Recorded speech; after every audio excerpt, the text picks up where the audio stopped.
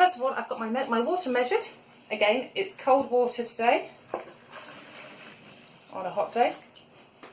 It's not as temperature sensitive as the alginate.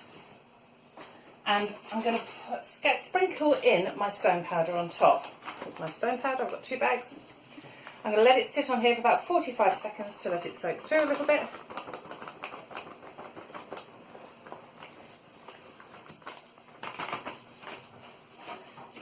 And I'll use the second bag.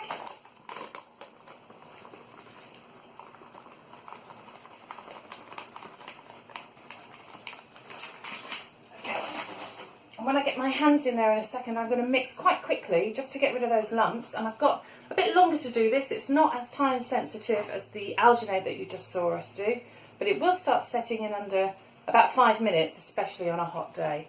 So I'm going to go in now. It feels quite nice.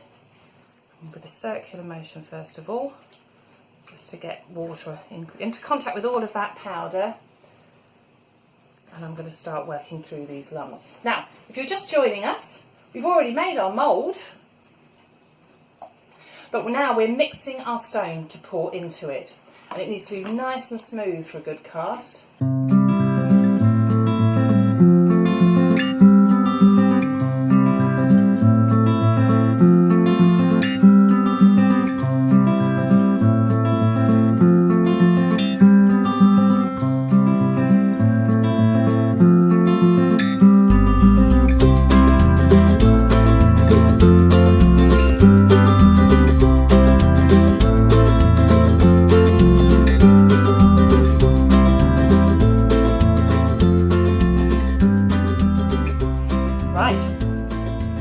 My plaster is nice and smooth and we're ready to pour. I'm going to pour in 1/4 at a time of this plaster. I'm trying to do it as neatly as possible. I don't want it all over the surface, so carefully into the bigger hole.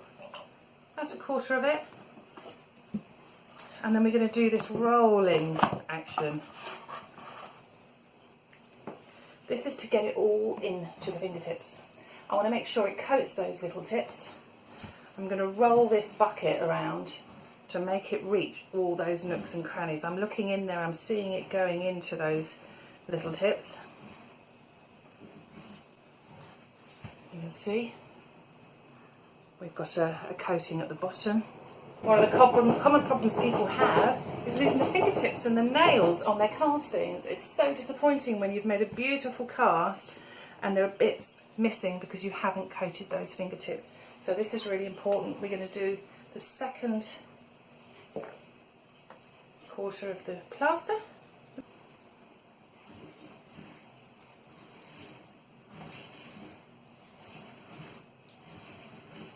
Okay, right, we're done rolling. This time I'm putting in the 3rd amount of plaster, so not far to go now. And this time I'm not going to roll, I'm going to tap. And the reason I'm tapping is I want to get rid of any little bubbles. I've got bubbles coming to the surface here.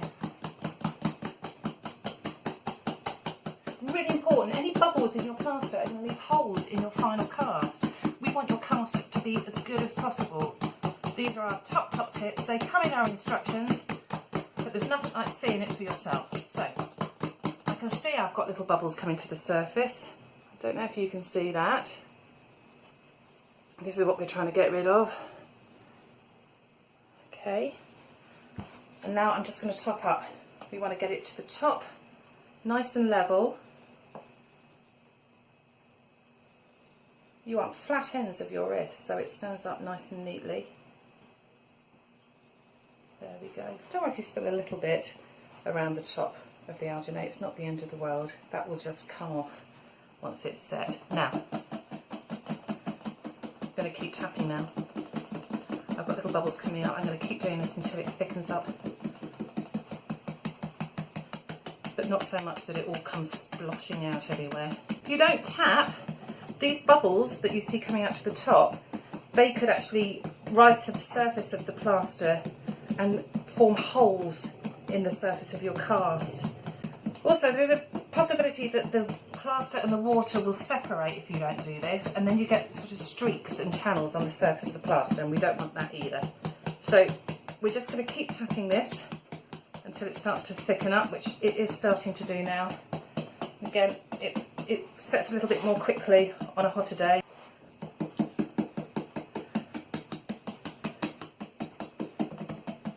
I think we'll leave it there. Okay, so it's nice and level on top. I've done all my tapping, I've done all my rolling, so we're all done.